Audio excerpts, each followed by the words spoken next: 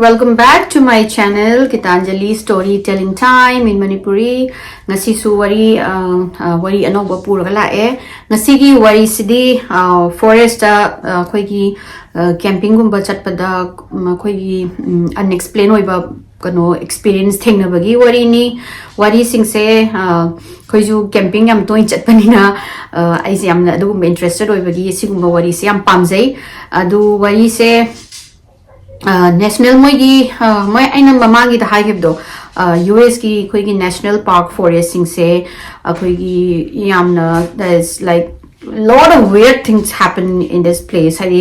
yamna khoi gi kari aki tu zumba thabak adagidi khoi gi yamna weird oiba pot am thoe moi gi kano se anamana kai gi no da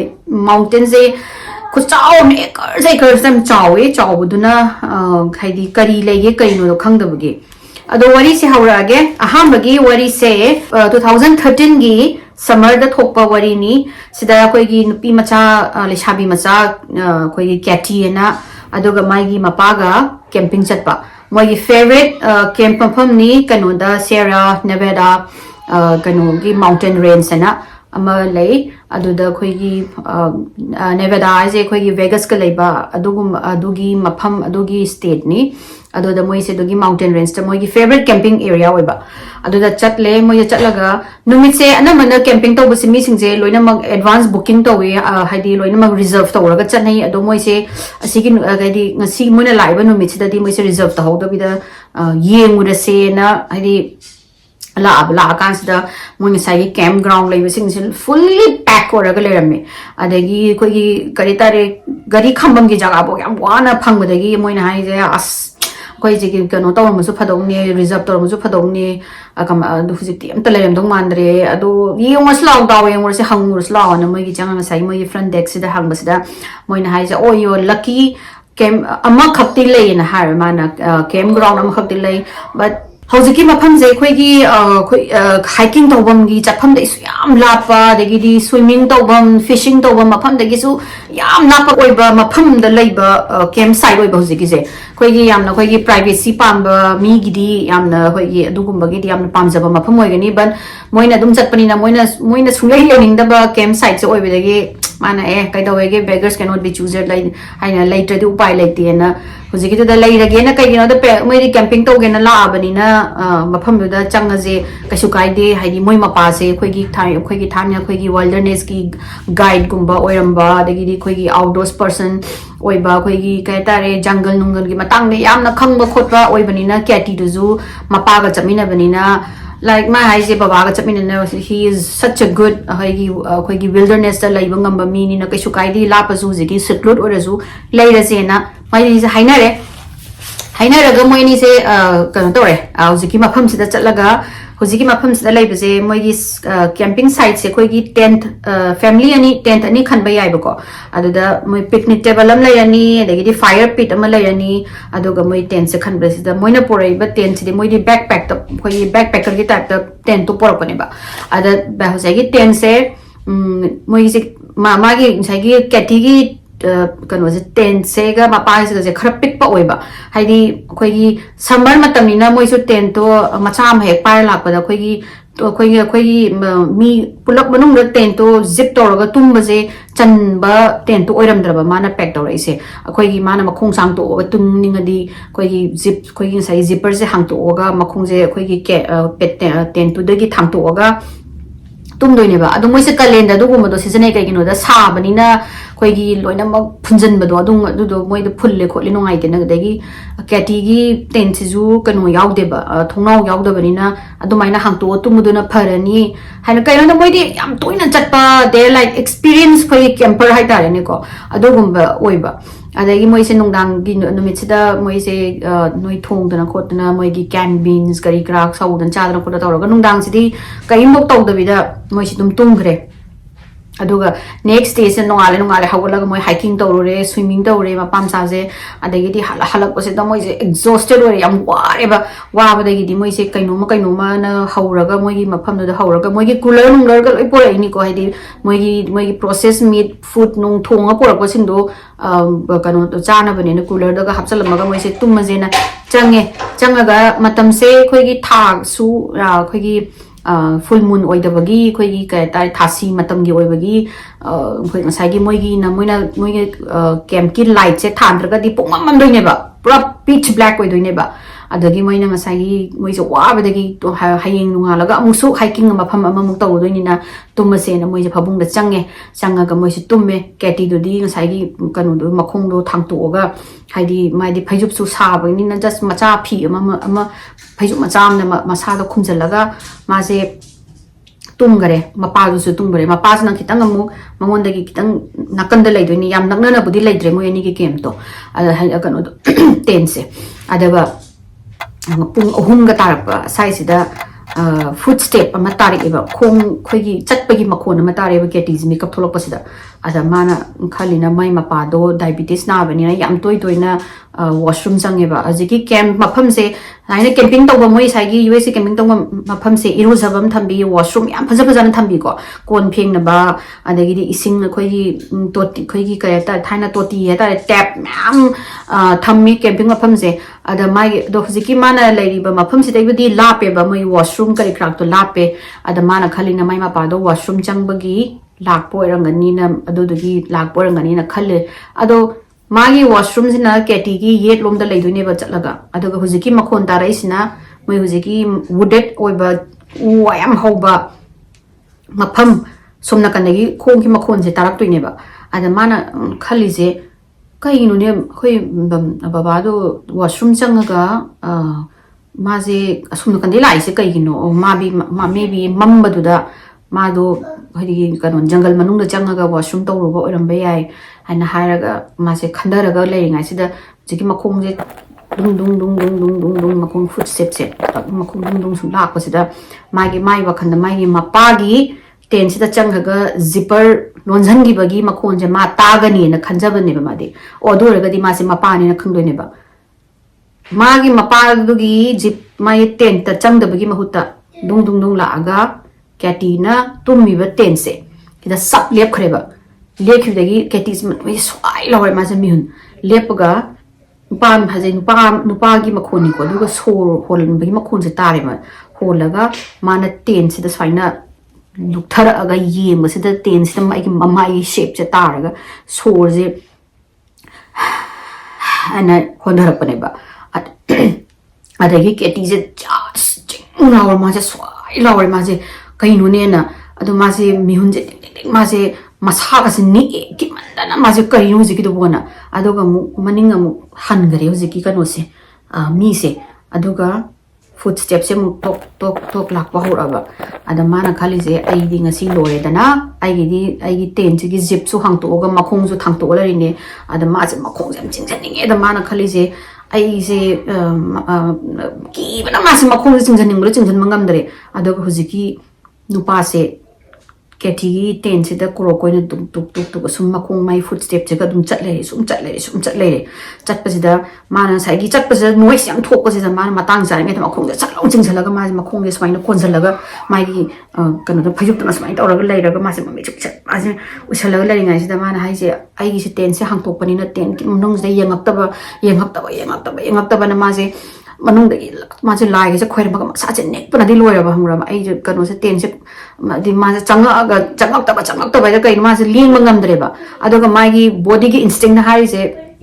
नंग जे हगुट कनो मान हाइदि नंग जे makeup थोए J खंगलो खंगगदी may be माना मु कई तौरअदि नदुना मासे तुमजन सारगा नेक्ति नि अबनि मासाजे मनों जे मासे की बजांग लोयरबने अदुदुगा नुपासे नवजे की नुपासे कोन अदुगा मासिजु हदि मम्मी जेबो उबो फंगदेबा मी जे कइनो द पिच ब्लैक ओय हदि मयाम तुमनरमिना मैसिनो लोइना मुथखरमिना अदा मा द माय फ्लैश लाइट पु थाम ngam जे कइनो द मा थाला हगोले खंगदे अमदुना कनो हदि अटैक तौर अदिना मा जे कीबगी लिंग मगो ngam मा गे साइ मा फमदगी अदुगा मा जे हाइना नुपा से हाइना फमधरकबगी साउंड जे मा जे तारबा अदुगा मको जे थिंजलागा केटिगी मखोंग से ताकम पाइबनेबा पाइरगा खुजिन से एकपसदा केटी से मथिन मेलगा लाउड बिद मासे हर खांगा मासे त मगे मसंग योंग मपी जो तारगा मासे कई लाउद्रे कइनो द मासे हौलगदी मसाई दुना मु कनो हेन तोरकने मासे ꯈꯥꯡꯉꯦ ꯃꯥꯁꯦ ꯈꯥꯡꯉꯀꯥꯟꯁꯤꯗ ꯃꯈꯨꯠꯇꯣ ꯑꯃꯨꯛ ꯂꯧꯊꯣꯛꯈ꯭ꯔꯦ ꯃꯥꯁꯦ ꯇꯨꯃꯤꯟꯅ ꯑꯗꯨꯒ ꯐꯨꯛ ꯍꯧꯒꯠꯂꯒ ꯑꯃꯨꯛ ꯀꯦꯇꯤꯒꯤ ꯀꯩꯅꯣꯁꯤꯗ ꯃꯥꯒꯤ ꯇꯦꯟꯁꯤꯗ ꯑꯃꯨꯛ ꯀꯣꯏ ꯑꯃꯨꯛ ꯀꯣꯏꯅ ꯑꯃꯨꯛ ꯆꯠꯂꯒ ꯂꯩꯔꯝꯃꯦꯕ ꯍꯥꯏꯗꯤ ꯃꯈꯣꯡꯗꯣ ꯗꯨꯡ ꯍꯥꯏꯗꯤ ꯌꯥꯝꯅ ꯍꯦꯚꯤ ꯑꯣꯏꯕ ꯑꯩꯈꯣꯏꯒꯤ ꯌꯥꯝꯅ ꯃꯤ ꯌꯥꯝ ꯋꯥꯡ ꯆꯥꯎꯕ ꯍꯦꯚꯤ ꯑꯣꯏꯕ ꯃꯤ ꯑꯃꯒꯤ ꯃꯈꯣꯟ ꯇꯥꯏꯞꯇ ꯍꯥꯏꯅ ꯆꯠꯂꯒ ꯑꯗꯒꯤ ꯀꯦꯇꯤꯅ ꯍꯥꯏꯁꯦ please don't come inside my tent ꯃꯥꯁꯦ ꯈꯣꯏꯔꯝꯃꯦ ꯑꯩꯒꯤ ꯇꯦꯟ ꯃꯅꯨꯡꯁꯤꯗꯗꯤ ꯅꯪ ꯆꯪꯕꯤꯔꯛꯀꯅꯨ ꯃꯥꯁꯦ ꯈꯣꯏꯔꯝꯃꯒ ꯃꯆꯤꯟꯁꯦ ꯆꯤꯛꯑꯒ ꯃꯥꯁꯦ ꯐꯤꯁꯦ ꯐꯩꯖꯨꯞꯁꯦ ꯆꯤꯛꯑꯒ ꯈꯥꯡꯉꯒ ꯂꯩꯔꯦ ꯆꯪꯉꯛꯀꯅꯣꯅ ꯑꯗꯨꯒ ꯉꯥꯏꯍꯥꯛ ꯂꯩꯔꯒ ꯃꯣꯏꯒꯤ ꯀꯨꯂꯔ ꯅꯨꯡꯂꯔ ꯍꯥꯡꯇꯣꯛꯄꯩ ꯃꯈꯣꯟ ꯇꯥꯔꯛꯑꯦ ꯀꯨꯂꯔ ꯃꯣꯏꯒꯤ ꯉꯁꯥꯏꯒꯤ ꯊꯣꯡ ꯊꯥꯛꯄꯩ ꯀꯣꯜ ꯂꯤꯛ ꯃꯌꯥꯝꯁꯦ ꯂꯣꯏꯅꯃꯛ ꯑꯩꯈꯣꯏ ꯃꯣꯏꯅ ꯁꯐꯜ ꯇꯧꯕꯒꯤ ꯍꯥꯏꯗꯤ ꯂꯧꯊꯣꯛ ꯂꯧꯁꯤꯟ ꯇꯧꯕꯒꯤ ꯆꯣꯆꯥ ꯃꯌꯥꯝꯗꯣ ꯃꯈꯣꯡꯗꯣ ꯇꯥꯔꯦ ꯃꯥꯁꯦ ꯇꯥꯕꯗꯨꯗ ꯃꯥꯁꯦ ꯈꯥꯡꯉꯒ ꯂꯩ ꯀꯩꯝ ꯍꯥꯏꯗ꯭ꯔꯦ ꯃꯥꯅ ꯄꯨꯅꯤꯡꯕ ꯄꯨꯖꯈ꯭ꯔꯁꯅꯨ ꯍꯨꯔꯥꯟꯅꯤꯡꯕ ꯑꯩꯒꯤ ꯇꯦꯟ ꯃꯅꯨꯡꯁꯤꯗ ꯆꯪꯉꯛꯇ꯭ꯔꯁꯅꯨꯅ ꯃꯥꯁꯦ ꯆꯦꯟ ꯄꯥꯟꯁꯤꯟꯕ ꯉꯝꯗ꯭ꯔꯦꯕ ꯀꯩꯒꯤꯅꯣꯗ ꯉꯁꯥꯏꯒꯤ ꯃꯤꯗꯨꯅ ꯃꯥ ꯍꯧꯒꯠꯂꯛꯑꯦ ꯈꯪꯉꯗꯤ ꯀꯩꯅꯣ ꯇꯧꯒꯗ꯭ꯔꯥ ꯍꯥꯏꯅ ꯑꯗꯨꯒ ꯉꯁꯥꯏꯒꯤ ꯂꯣꯏꯅ ꯃꯣꯏꯅ ꯂꯣꯏꯅꯃꯛ ꯀꯩꯅꯣ ꯆꯈꯥꯏꯕ꯭ꯔꯥ ꯀꯩꯅꯣꯃ ꯇꯧꯔꯒ ꯇꯨꯃꯤꯟꯅ ꯐꯣꯔꯦꯁ ꯃꯅꯨꯡꯗ ꯑꯃꯨꯛ ꯆꯪꯈ꯭ꯔꯦꯕ ꯅꯨꯄꯥꯁꯦ ꯍꯧꯖꯤꯛꯀꯤ ꯃꯤꯁꯦ ꯆꯪꯈ꯭ꯔꯒ ꯀꯦꯇꯤꯁꯤꯗꯤ ꯃꯥ ꯍꯥꯏꯁꯦ ꯑꯩ ꯊꯣꯛꯑꯣꯏ ꯑꯩ ꯀꯩꯅꯣꯁꯦ ꯖꯤꯞꯄꯔꯁꯦ ꯂꯣꯟꯁꯤꯜꯂ ꯀꯩꯒꯤꯅꯣꯗ ꯃꯥꯅ ꯀꯅꯥꯅ ꯈꯪꯅꯤ ꯑꯩ ꯃꯥ ꯆꯠꯈ꯭ꯔꯒ ꯑꯩ ꯍꯧꯒꯠꯂꯛꯄ ꯉꯥꯏꯔꯒ ꯑꯩ ꯑꯃꯨꯛ ꯍꯥꯏꯗꯤ ꯃꯥꯅ ꯇ꯭ꯔꯦꯞꯀꯨꯝꯕ ꯃꯌꯥꯝ ꯇꯧꯔꯝꯃꯒ ꯑꯩꯕꯨ ꯑꯃꯨꯛ ꯑꯦꯇꯦꯛ ꯇꯧꯗꯅ ꯑꯦꯁꯣꯜ ꯇꯧꯔꯗꯤꯅ ꯀꯤꯖꯩꯌꯦꯅ ꯃꯥꯁꯦ ꯑꯗꯨꯝ ꯁꯨꯃꯥꯏꯅ ꯌꯨꯡꯁꯤꯜꯂ ꯐꯅ ꯀꯨꯏꯅ ꯈꯥꯡꯉ ꯃꯇꯨꯡꯗ ꯃꯥꯁꯦ ꯅꯣꯡꯉꯥꯜꯂꯝꯈꯣꯏꯒꯤ ꯄꯨꯡ 3ꯗꯩꯅ ꯃꯥꯁꯦ ꯑꯣꯔꯗꯔꯦꯜꯁꯦ ꯃꯥ ꯄꯨꯡ 5 ꯅꯣꯡꯉꯥꯜꯂꯝꯗꯥꯏꯐꯥꯎ ꯈꯥꯡꯉꯒ ꯃꯥꯁꯦ ꯉꯥꯏꯍꯥꯛꯇꯪ ꯇꯨꯝꯊꯔꯨꯔꯀꯥꯟꯁꯤꯗ ꯃꯄꯥꯒꯤ ꯅꯣꯡꯉꯥꯜꯂꯛꯄꯒꯤ ꯃꯄꯥꯒꯤ ꯇꯦꯟꯀꯤ ꯖꯤꯞꯁꯦ ꯍꯥꯡꯇꯣꯛꯄ ꯇꯥꯕꯁꯤꯗ ꯃꯥꯁꯦ ꯃꯥꯒꯤ ꯐꯃꯨꯡꯁꯤꯗꯒꯤ ꯍꯦꯟꯅ ꯆꯣꯡꯊꯣꯛꯑꯒ ꯃꯥꯁꯦ ꯃꯄꯥꯒꯤ ꯃꯅꯥꯛꯁꯤꯗ ꯆꯦꯟꯕꯁꯤꯗ ꯃꯄꯥꯁꯤꯅ ꯈꯪꯕꯣꯏ ꯂꯥꯛꯄꯣꯏ ꯀꯦꯇꯤ ꯀꯩꯗꯧꯔꯦꯅ ꯍꯥꯏꯔꯀꯥꯟꯗ ꯃꯥꯅ ꯍꯥꯏꯒꯦ ꯇꯧꯔꯤꯉꯩꯗ ꯃꯄꯥꯁꯤꯅ ꯑꯣꯏꯅ ꯀꯦꯇꯤ ꯅꯪ ꯉꯔꯥꯡ ꯅꯨꯡꯗꯥꯡꯗ ꯊꯣꯛꯑꯒ ꯀꯩꯅꯣ ꯇꯧꯕ꯭ꯔꯥ ꯄꯣꯠ ꯆꯩ ꯃꯌꯥꯝ ꯀꯩꯅꯣ ꯇꯧꯕ꯭ꯔꯥ ꯅꯪ ꯆꯥꯛ ꯂꯥꯝꯃꯦ ꯈꯣꯠꯂꯦ ꯀꯥꯏꯅꯒ ꯆꯥꯗꯒꯤ ꯂꯧꯊꯣꯛ ꯂꯧꯁꯤꯟ ꯇꯧꯕ꯭ꯔꯥ ꯈꯣꯠꯄ꯭ꯔꯥ ꯃꯈꯣꯟ ꯌꯥꯝ ꯇꯥꯏ ꯑꯗꯨꯒ ꯇꯦꯟꯀꯤ ꯑꯀꯣꯏꯕꯗꯁꯨ ꯃꯈꯣꯡ ꯃꯌꯥꯝ ꯀꯩꯅꯣ ꯑꯩꯈꯣꯏꯒꯤ ꯃꯤ ꯆꯠꯄꯒꯤ ꯃꯈꯣꯟ ꯃꯌꯥꯝ ꯇꯥꯏ ꯑꯗꯨ ꯅꯪ ꯇꯥꯕ꯭ꯔꯥ ꯅꯪꯅ ꯇꯧꯔꯤꯔꯣ ꯀꯃꯥꯏꯅ ꯇꯧꯔꯤꯅꯣ ꯍꯥꯏꯔꯁꯤ ꯀꯦꯇꯤꯁꯦ ꯀꯞꯄꯦ ꯅꯠꯇꯦ ꯕꯕꯥ ꯑꯗꯨꯅ ꯑꯩꯅ ꯁꯨꯃꯥꯏꯅ ꯂꯥꯛꯑꯝꯃꯦ ꯑꯗꯨꯒ ꯑꯩꯒꯤ ꯇꯦꯟꯇ ꯁꯨꯃꯥꯏꯅ ꯌꯦꯡꯊꯔꯝꯃꯒ ꯈꯣꯠꯂꯝꯃꯦ ꯁꯣꯔ ꯍꯥꯏꯅ ꯃꯥꯅ ꯑꯩꯒꯤ ꯇꯦꯟꯇꯗ ꯑꯅꯤꯔꯛꯅꯤ ꯃꯥꯅ ꯌꯦꯡꯊꯔꯝꯃꯤꯗꯣ ꯂꯨꯞꯊꯔꯒ ꯑꯩꯁꯦ ꯂꯩꯕ꯭ꯔꯥ ꯂꯩꯇꯕ꯭ꯔꯥ ꯍꯥꯏꯅ ꯑꯗꯨꯒ ꯑꯩꯒꯤ ꯈꯣꯡꯗꯁꯨ ꯄꯥꯏꯔꯛꯑꯦ ꯈꯣꯠꯂꯦꯅ ꯃꯥꯁꯦ ꯀꯞꯄꯗꯒꯤ ꯃꯄꯥꯁꯤꯁꯨ ꯍꯣꯔꯤꯐꯥꯏꯠ ꯑꯣꯏꯔꯕ ꯍꯥꯏꯗꯤ ꯃꯥꯁꯨ ꯇꯥꯔꯤꯅꯦ ꯑꯗꯣ ꯇꯥꯔꯒ ꯍꯥꯏꯗꯤ ꯃꯥꯏ ꯋꯥꯈꯟꯗꯅ ꯃꯆꯥꯅꯨꯄꯤꯗꯣ ꯑꯣꯏꯔꯕꯣꯏ ꯅꯤꯡꯉꯦꯕ ꯑꯣꯏꯔꯝꯗ꯭ꯔꯦꯗꯅ ꯑꯗꯒꯤ ꯃꯥꯁꯤ ꯑꯩꯈꯣꯏꯒꯤ ꯍꯣꯔꯤꯐꯥꯏꯠ ꯑꯣꯏꯕ ꯒꯤꯜꯇꯤꯁꯨ ꯐꯤꯜ ꯇꯧꯔꯦ ꯃꯄꯥꯁꯦ ꯍꯥꯏꯗꯤ ꯃꯥꯅ ꯃꯈꯣꯟꯗꯣ ꯇꯥꯔꯒ ꯃꯥꯅ ꯊꯣꯛꯑꯒ ꯆꯦꯛ ꯇꯧꯍꯧꯗꯕꯗꯣ ꯑꯗꯨꯒ ꯃꯆꯥꯅꯨꯄꯤꯗꯨꯅ ꯃꯊꯟꯗ ꯁꯨꯝ ꯅꯥꯀꯟꯗ ꯇꯦꯟꯇꯣ ꯍꯥꯡꯇꯣꯛꯑꯒ ꯇꯨꯝꯃꯤꯅꯤ ꯑꯗ ꯃꯥꯅ ꯆꯦꯛ ꯇꯧꯒꯦꯅ ꯍꯥꯏꯗꯤ ꯃꯦꯕꯤ ꯃꯣꯏꯁꯦ ꯑꯗꯨꯝ ꯀꯦꯝꯄꯤꯡ ꯇꯧꯕ ꯆꯠꯄꯒꯤ ꯍꯥꯏꯗꯤ ꯀꯔꯤ ꯑꯗꯨꯃꯥꯏꯅ ꯌꯥꯝ ꯊꯤꯅ ꯈꯟꯖꯜꯂꯨꯗꯕꯗꯣ ꯑꯗꯨꯏꯁꯨ ꯈꯟꯖꯜꯂꯨꯗ꯭ꯔꯒꯁꯨ ꯊꯣꯛꯏꯕ ꯊꯧꯗꯣꯛꯇꯨꯗꯤ ꯌꯥꯝꯅ ꯑꯩꯈꯣꯏꯒꯤ ꯗꯦꯟꯖꯔꯁ ꯑꯣꯏꯕ ꯊꯧꯗꯣꯛ ꯊꯣꯛꯄꯗ ꯃꯄꯥꯁꯦ ꯍꯣꯔꯤꯐꯥꯏꯠ ꯑꯣꯏꯕꯗꯒꯤ ꯁꯤꯗ ꯂꯩꯕ ꯌꯥꯔꯔꯣꯏ ꯆꯠꯂꯁꯦꯅ ꯃꯣꯏꯁꯦ ꯂꯣꯏ ꯄꯦꯛꯑꯞ ꯇꯧꯔꯒ ꯃꯣꯏ ꯒꯥꯔꯤ ꯃꯅꯨꯡꯗ ꯄꯣꯠꯆꯩꯁꯤꯡꯁꯦ ꯍꯥꯞꯆꯤꯜꯂꯒ ꯃꯌꯨꯝꯗ ꯍꯜꯂꯛꯑꯦ ꯑꯗꯨꯒ ꯃꯣꯏꯁꯦ ꯇꯤꯜ ꯗꯤꯁ ꯗꯦ ꯍꯥꯏꯗꯤ ꯍꯧꯖꯤꯛ ꯐꯥꯎꯕ ꯃꯣꯏ ꯍꯥꯏꯁꯦ ꯑꯁꯤꯒꯤ ꯋꯥꯔꯤꯁꯦ ꯃꯣꯏ ꯑꯅꯤ ꯁꯥꯟꯅꯕ ꯉꯝꯗꯦꯕ ꯀꯩꯒꯤꯅꯣꯗ ꯃꯣꯏ they don't know what was going on ꯍꯥꯏꯗꯤ ꯀꯔꯤꯅꯣꯁꯨ ꯈꯪꯉꯝꯗꯦ ꯑꯗꯨꯕꯨ ꯃꯣꯏ ꯉꯁꯥꯏ ꯃꯄꯣꯠ ꯂꯧꯊꯣꯛꯑ ꯊꯝꯃꯝꯕꯗꯣ ꯑꯗꯣ ꯌꯥꯝꯅ ꯑꯩꯈꯣꯏꯒꯤ ꯔꯤꯆꯨꯋꯦꯜꯒꯤ ꯇꯥꯏꯞꯇ ꯃꯣꯏꯒꯤ ꯃꯄꯣꯠꯇꯣ ꯃꯊꯪ ꯄꯦꯔꯥꯃꯤꯠꯀꯤ ꯇꯥꯏꯞꯇ ꯂꯣꯡꯈꯠꯂꯒ ꯍꯥꯏꯅ ꯇꯧꯔꯒ ꯊꯝꯃꯝꯗꯣꯏꯅꯦꯕ ꯑꯩꯈꯣꯏꯒꯤ ꯔꯤꯆꯨꯋꯦꯜ ꯇꯧꯕꯒꯤ ꯇꯥꯏꯞꯇ ꯑꯩꯈꯣꯏꯒꯤ ꯍꯨꯔꯥꯟꯕꯁꯨ ꯑꯃꯠꯇ ꯍꯨꯔꯥꯟꯂꯝꯗꯣꯏꯅꯦꯕ ꯄꯣꯠꯇꯣ ꯂꯣꯏ ꯂꯧꯊꯣꯛꯑꯒ ꯑꯩꯈꯣꯏꯒꯤ ꯔꯤꯆꯨꯋꯦꯜ ꯑꯣꯏꯅꯒꯤ ꯇꯥꯏꯞꯇ ꯄꯦꯔꯥꯃꯤꯠꯀꯤ ꯇꯥꯏꯞꯇ ꯊꯝꯃꯝꯗꯣꯏꯅꯦꯕ ꯑꯗꯣ ꯃꯣꯏ ꯑꯅꯤ ꯃꯄꯥ ꯃꯆꯥꯁꯦ ꯑꯁꯤꯒꯤ ꯃꯇꯥꯡꯗ ꯍꯧꯖꯤꯛ ꯐꯥꯎꯕ ꯋꯥꯔꯤ ꯁꯥꯟꯅꯕꯁꯦ ꯌꯥꯝꯅ ꯑꯟꯀꯝꯐꯣꯔꯇꯦꯕꯜ ꯑꯣꯏ ꯀꯩꯒꯤꯅꯣꯗ ꯅꯨꯄꯤꯗꯨꯗꯤ ꯇ꯭ꯔꯣꯃꯥꯇꯥꯏꯁ ꯇꯧꯔꯒ ꯂꯩꯕꯅꯤꯅ ꯃꯄꯥꯗꯨꯅ ꯒꯤꯜꯇꯤ ꯌꯥꯝ ꯐꯤꯜ ꯇꯧꯕ ꯍꯥꯏꯇꯥꯔꯦꯅꯦ ꯍꯥꯏꯗꯤ ꯃꯥꯅ ꯉꯁꯥꯏꯒꯤ ꯃꯈꯣꯟꯗꯣ ꯇꯥꯔꯤꯗꯣ ꯆꯦꯛ ꯇꯧꯒꯦꯅ ꯊꯣꯛꯂꯛꯇꯕ ꯃꯥꯒꯤꯁꯨ ꯃꯆꯥꯅꯨꯄꯤ ꯅꯥꯀꯟꯗ ꯇꯨꯝꯃꯤꯅꯦ ꯃꯥꯅ ꯃꯆꯥꯅꯨꯄꯤꯗꯨꯕꯨꯔꯥ ꯍꯥꯏꯅ ꯊꯣꯛꯑꯒ ꯌꯦꯡꯍꯧꯗꯦ ꯌꯦꯡꯉꯨꯗꯕ ꯑꯗꯨꯗꯨꯅ ꯃꯄꯥꯗꯨꯁꯨ ꯌꯥꯝꯅ ꯒꯤꯜꯇꯤ ꯐꯤꯜ ꯇꯧꯕ ꯑꯗꯒꯤ ꯑꯉꯥꯡꯗꯨꯁꯨ ꯌꯥꯝꯅ ꯇ꯭ꯔꯣꯃꯥꯇꯥꯏꯁ ꯇꯧꯕꯒꯤ ꯃꯣꯏꯅ ꯁꯤꯒꯤ ꯀꯩꯅꯣꯁꯦ ꯑꯦꯛꯁꯄꯤꯔꯤꯌꯦꯟꯁꯁꯦ ꯃꯕꯥꯏꯅꯤ ꯋꯥꯔꯤ ꯄꯥꯛ ꯁꯥꯟꯅꯕ ꯉꯝꯗꯦꯅ ꯃꯣꯏꯁꯦ ꯀꯥꯎꯟꯁꯤꯂꯤꯡꯗ ꯆꯠꯂꯦ ꯍꯥꯏ ꯀꯩꯒꯤꯅꯣꯗ ꯌꯥꯝꯅ ꯀꯔꯤ ꯍꯥꯏꯇꯥꯔꯦ ꯑꯉꯥꯡꯗꯨꯗꯤ ꯃꯈꯣꯡꯗꯨ ꯁꯨꯃꯥꯏꯅ ꯄꯥꯏꯔꯛꯄ ꯍꯥꯏꯁꯦ ꯑꯗꯨꯁꯨ ꯀꯔꯤꯝꯕ ꯎꯗꯕ ꯃꯤꯔ ꯂꯥꯏꯔꯁꯨ ꯈꯪꯗꯕ ꯄꯣꯠꯇꯨꯅ ꯄꯥꯏꯔꯛꯄꯅꯤꯅ ꯑꯗꯨ ꯀꯔꯤꯅꯣꯁꯨ ꯈꯪꯈꯤꯗ꯭ꯔꯦ ꯃꯣꯏꯅ ꯑꯦꯛꯁꯄ꯭ꯂꯦꯟ ꯇꯧꯕꯁꯨ ꯉꯝꯗꯗꯅ ꯃꯣꯏꯁꯦ ꯑꯗꯨ ꯃꯇꯨꯡꯗ ꯀꯦꯝꯄꯤꯡ ꯍꯧꯖꯤꯛꯀꯤ ꯃꯐꯝꯗꯨꯗ ꯀꯦꯝꯄꯤꯡ ꯆꯠꯄ ꯇꯣꯛꯈ꯭ꯔꯦ ꯍꯥꯏꯅ ꯍꯥꯏ ꯑꯗꯨꯃꯥꯏꯅ ꯇꯧꯈꯤ ꯋꯥꯔꯤꯁꯦ ꯑꯩꯒꯤ ꯑꯅꯤꯁꯨꯕ ꯋꯥꯔꯤꯁꯤꯗꯤ ꯑꯩꯈꯣꯏꯒꯤ ꯀꯦꯅꯦꯗꯥꯒꯤ ꯐꯦꯃꯤꯂꯤ ꯑꯃꯒꯤ ꯋꯥꯔꯤꯅꯤ ꯀꯦꯅꯦꯗꯥꯒꯤ ꯌꯥꯝꯅ ꯔꯤꯃꯣꯠ ꯑꯣꯏꯕ ꯌꯥꯝꯅ ꯑꯥꯏꯁꯣꯂꯦꯇꯦड ꯑꯣꯏꯕ ꯃꯐꯝ ꯑꯣꯟꯇꯦꯔꯤꯌꯣ ꯀꯥꯎꯟꯇꯤ ꯕꯦꯛ ꯀꯥꯎꯟꯇꯤ ꯍꯥꯏ ꯐꯣꯔꯦꯁ ꯃꯆꯥ ꯂꯦꯛꯀ ꯂꯩꯕ ꯑꯗꯨꯒꯨꯝꯕ ꯃꯐꯝꯗ ꯃꯣꯏꯒꯤ ꯃꯄꯥ ꯃꯄꯨ ꯖꯦꯅꯦꯔꯦꯁꯟ ꯃꯌꯥꯝꯗꯒꯤ cabin ama on torok janida 1950 dagina president bau dum on to sida hausi family sing si moi se adum chat pa male adu mafam do hidi moina nauna acquire to bane ba moi mathang mathang moi pithana pa property ke ke da moi je nauna mana phange adu moi 2001 da moi family se hausi mafam do da vacation chat pa sida hausi mafam sida yum cabin jam le na cabin je hojiki doi mamang sida lake am phasabam lai moi fishing tobagi kotbagi boating nung tobagi aduga hojiki mafam island macha haigadra or koi kari khara isolated oiba mafam neba adugi hojiki yum se lai dana yum sigi mamang sina lake am phasabam lai re lake sigi matung sina dense forest am lai ba wildlife huge wildlife ki reserve oiba huge forest jungle oiba ko moina protected oiba mafam oiba am lai ba moi gi cabin ji tagi kitang mile ahumari chalaga ada angang sing je hojiki vacation la pani na nung dhindu kai mok tobom khangda dana moi sina adwayo law exporters law da moi ji trail am lai bijani da da dum chakke na khalaga chatpangam da basida handak ti dogi trail mafam do lambi chatna bam lai ba adu do exporter rasena hojiki angang sing si moi ngai sla aga exporter raga moi se mile ahum mari mu chang ye kan sida kanam lai ta ba hang bayum mayam lerme koigi mayam sina hundu am bayum haitare ne ko layamaga yum se moise na hangai udi bazu mafam se and they were like wow when I ya yango abandoned house me am lere sidi yum si ke yemu slaw ne tawraga sta aham bagi yum se moigi left to laiba yum sina moigi left to laiba yum sina khara patli tawraga hoigi silinga je kai do bagi hoigi ya laga hoigi ising naga ho bagi mafam oiba ado moise du yanga moise pi to yeng kana mo leite khote ne moina second house na yam phazana maintain tawraga laiba yum oi lerame kitchen ga sen na thamaga dagi dining table sida khoi gi plate nung khoi gi dinner serve torm dagi type ta plate nung kari kra ka loina thamme duga haide moi ji yen kan si ji moi jo museum oi ja lo angang jing jin na hangbro ko yam phazan thamme museum oi ja lo sini moi jo adagi moi hani museum di oi moi ka inde yam makha ga di yam phun yam thangi yam motle moi na si lo di si yenge do di khoi ma ba hairos lo si khoi phangi haina yuma ma phangi na hairos lo na moi ji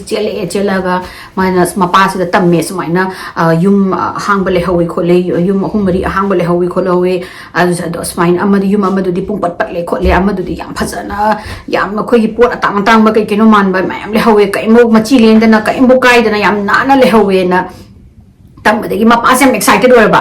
do di yemu slaw ne aizu po lei khang de ne ka har ga moi mapa ne macha sing de ne moi la ga moi se la ga moi si yenga kan se hojiki yum moi na ji yam phajana thambi ba yum si de yeng si bu mi le ta bro thang ni mi di le ramoi ko kai gi no handa khungun phun myam le se khungun amata su ta de adagi kanu su to de khungun amata su ta de aduga khoi gi ngasai po chai sing ju yam phajana haidi maigi kano gas stove sida khoi cooking pot sing do phajana thambi ba adagi moigi dining khoi mi la chaksaron bai type ta dining gi table ga se phajana ga setup toraga thamba adagi moi si makha si yeng bada posu atang ba china clay kaina ga moi si da yam tang ba pochai sing do loina mag moi almirah da haidi kana no ma sum yum da leiramaga hagolaga ma haidi thu sakhraga halak ta bai type ta haidi yum do kai mo pack nung tog da khoi kana mo kem tog da bida yum do yam phajana lerame adagi moina masigi mathaki series da ka khalaga mathak se moi room no check out tor sla na ma pa ji ga moi ji mathak ka khala kan si da hang to kan da bedroom am lerame bedroom ji ju phabung ga se khoi ge yam chaw ba khoi gi wooden gi frame na ga to ba ma pi da ka se phajana ga sit na na ga sembi re hujiki phabung ji gi bedsheet ka se sit na na ga thamaga khoi gi mi mana ga hipam gi mawung daga lairame duga khoi phaijum nungjuk ka se phajana ga thup tana ga thamame duga hujiki phabung jigi makhong gi kangdon gi machi sida kaino se hujiki mai gi fur gi am tangba fur gi coat ma ya laga lairame ba ada hujiki fur gi coat che yan ba sida mapa sina ma sidi yam tang yam phajaba coat ni sidi law ya ni kanambu leitrama mi no hundo omam ni na sini adagi ma si su hai petang di khalle mi bu leitaba sala kai ma zu nga khalle do haidi mi leraga di khungun ta gani adi upun di mayam kha da thangam ni ko upun da khungun amata su leite adagi di mi ama leibagi khotpagi makhon manin ta dramina mena hoi maybe moina ju lang thom sakhe do sigi coat sidi am tangba fur coat inan haidi sudo ga ni mama ge oyani do na pura sena mapasina lauraga moisu kumdare chatlase thengi mamjal eba mamsuk mamsuk tore adagi thengi duti chatlase na moisu kumdara aga trail du dagi chatlaga u mayam hauraga du lan thoga ne moigi cabin je leise ad sapasida angang atumbasina maning man haidi moi manaw moi machimnaw ani ne moi ahum atumbasina kana nom na yengakpagi type ta sum maun da phau da ma sa final leithuga yengbase ma sa khang heba haidi nupi ahan ma huziki yum moina court lawaibedo adugi doidagi nupi hanubi ma lepaga koi shawl ama blue color gi shawl ama yalaga adagi di cream color gi furit ama letlaga saina lepaga reaction dem ta thokta bida huziki mogi bedroom gi thongnaw do ade sain toraga yengaga leyu ubas da angang je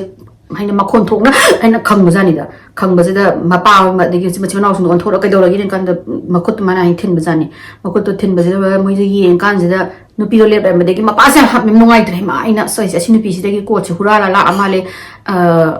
se ai yam nungai tre ta ko chu bi thos law ai di mi am ta le da winning ko che aina hurale yam nungai de pirus law na moi slai do man thongnaw degi I'm coming, I'm sorry I thought that si house da kan ambo lai trabo winning to ini I'm sorry na haraga ma se la aga nupi se thongnaw dagi man taga ka manung na chang reba moi wakhanda kumdhara aga thong hang to ga ngasai ge court chilo do winning da phana koina lepe dong thilaga hai ai lai I'm so sorry ai huran ram ai na huram na te thaina kan ambu lai ta badu da hai di asigi mafam si su ai kuyi lai ba mi am ta lai na khang da badu da ai moi mayam na hundo ma bane na lo bane khot bane do ai court si pi bla e thom thang do pi ro si lo lao na to jani ada ma si kuina kumak ta badagi di mana ma cha du da mamsu mamjale manung na changa no mai nung su than bana ta mina noi ma pan da le pa mo adu ai manung na changa no pi si dai pi ro ge hanu bi si dana hairaka ma se mapa se manung na changre mas ma thakta kakhat laga moi se phang hak lai ngai sida asagi yum hojiki moina changi yum siki opposite ni ko yum ama apat tegli do bulai sina adoga moi sina lepa lai ngai janga sai apat pagi yum gi thongnaw je bom long thadare eba mai kanu je mai hojiki thongnaw gi kanu barrier ma lai bise thada aga moi je khang lai ngai sida mapa je hot na sen thore yum je halaga ran angang sing du da adai angang sing du pakhat phola ko moi ahum je hekta moi ahum je putra bana tu san babu kai na hot na chelaga moi je hot na chela kan je da hujiki kanu sida u hujiki moi ge forest ki hujiki u mem hobugi mafam sida yauraga hujiki yum je obstruct tawhamne ba hujiki moi gi kanu je yum abandon yum je ada moina last oina haina paktharaga yengmajani yengbasida hanubi do adu do amu suliap berma ba aduga yam wangba figure hai tare ne hujiki kanu se yam wangi do ma wang mana mana hanubi sigi sigumba lengjum se makhoche pairaga sumaina luktharaga thongnaw ri hai yengaga moita ne haidi dom stay taw le reaction nem ta thok ta bida sai gi moi gi paktharaga sai hanubi du ga nupam du ga na hain tawraga yeng du urmu moi che hot na chen gare mayum yong ba mayum je yora kan sida mana mai pi tamme baba nang na dwa law chen thoi do kai no khore na mana hai aina adu pi tam da hanubi do thiba phangdre room khuding gi changaga aina thi mai gi ma le ram gi khungun jut le ram de aduga aina sumna kan da thiri ngai gi thongnaw gi yeng pada hojiki opposite ki yum tegli to yum se asigi thongnaw sida nupa amana lepaga na munna yanga aga mai thongnaw gi shil do hinta tong thadari esine ba adoga go away na lawre e aduda ma je hektam sai court ka to lak to na hundu umaga ma se de chen thorak pani khot pani na hai ado moi je hojiki mafam jida karam maina Lairamino ziki de reserve tawraga wildlife moi gi haina wildlife ki reserve tawraga thamba mafam ni aduga moi na su moi gi family generation degi on tawba moi gi mafam island forest macha hai tare ne adudo moi jina kamai hai se karamaina footprint yaudana karamaina chappa ngamino mi hindo mi ani moi ahum moi uriba figure do aduduga karamaina haidi moi la akanda thiba phangdrino moi na kamaina lot pangamino khotlino na moi je terrified ore moi je yam kiraga moi je terrified oraga laire kan sida moina authority da tamme asmain tawe khole na tamaga moina he chakhibagi matungda moina hujiki authority singna la aga yum ani ahum do loina mak thugairaga loina mak haidi thugairaga mafam do khoi gi changba yada ba khoi gi reserve area ne haina ꯊꯝꯈꯔꯦ ꯍꯥꯏ ꯑꯗꯣ ꯃꯣꯏ ꯍꯧꯖꯤꯛꯀꯤ ꯐꯦꯃꯤꯂꯤꯗꯣ ꯀꯦꯅꯦꯗꯤꯌꯟ ꯐꯦꯃꯤꯂꯤꯗꯣ ꯑꯗꯨꯒ ꯑꯟꯁꯔꯕꯨꯗꯤ ꯐꯪꯈꯤꯗꯔꯦ ꯀꯅꯥꯅꯣ ꯀꯔꯤꯅꯣ ꯍꯥꯏꯕꯗꯣ ꯀꯩꯒꯤꯅꯣꯗ ꯃꯣꯏꯅ ꯋꯥꯔꯤꯗꯣ ꯍꯦꯛ ꯂꯤꯔꯨꯕꯒ ꯑꯗꯨꯒꯤ ꯈꯔ ꯂꯩꯔꯒ ꯍꯞꯇꯥ ꯑꯃꯨꯛ ꯂꯩꯔꯒ ꯌꯨꯝꯁꯤꯡꯗꯣ ꯂꯥꯛꯑꯒ ꯑꯣꯊꯣꯔꯤꯇꯤꯁꯤꯡꯅ ꯂꯣꯏꯅ ꯊꯨꯒꯥꯏꯈ꯭ꯔꯦ ꯑꯗꯨꯅꯦ ꯑꯗꯨꯃꯥꯏꯅ ꯇꯧꯗꯅ ꯀꯦꯕꯤꯟꯁꯤꯗ ꯃꯣꯏꯁꯦ ꯃꯊꯪ ꯆꯠꯄꯗꯗꯤ ꯃꯣꯏꯁꯨ ꯋꯥꯟꯗꯔ ꯇꯧꯗꯧ ꯃꯥꯟꯗ꯭ꯔꯦ ꯃꯣꯏꯒꯤ ꯂꯩꯐꯝ ꯑꯦꯔꯤꯌꯥꯗꯨꯗ ꯈꯛ ꯂꯩꯔꯒ ꯑꯗꯨꯃꯥꯏꯅ ꯇꯧꯗꯧ ꯃꯥꯜꯂꯦ ꯋꯥꯔꯤꯁꯦ ꯁꯤꯗ ꯂꯣꯏꯁꯜꯂꯒꯦ ꯃꯊꯪꯗ ꯑꯃꯨꯛ ꯋꯥꯔꯤ ꯑꯇꯣꯞꯄ ꯑꯃꯨꯛ ꯅꯨꯡꯉꯥꯏꯕ ꯄꯨꯔꯒ ꯂꯥꯛꯀꯦ ꯃꯌꯥꯝꯅ ꯑꯩꯒꯤ ꯋꯥꯔꯤꯁꯦ ꯅꯨꯡꯉꯥꯏꯔꯒꯗꯤ ꯑꯩꯒꯤ ꯚꯤꯗꯤꯑꯣꯁꯤꯕꯨ ꯂꯥꯏꯛ ꯇꯧꯕꯤꯌꯨ ꯁꯦꯌꯔ ꯇꯧꯕꯤꯌꯨ ꯁꯕꯁꯀ꯭ꯔꯥꯏꯕ ꯇꯧꯕꯤꯌꯨ ꯑꯗꯨ ꯃꯌꯥꯝ ꯃꯊꯪꯗ ꯑꯃꯨꯛ ꯎꯅꯔꯁꯤꯀꯣ ꯕꯥꯏ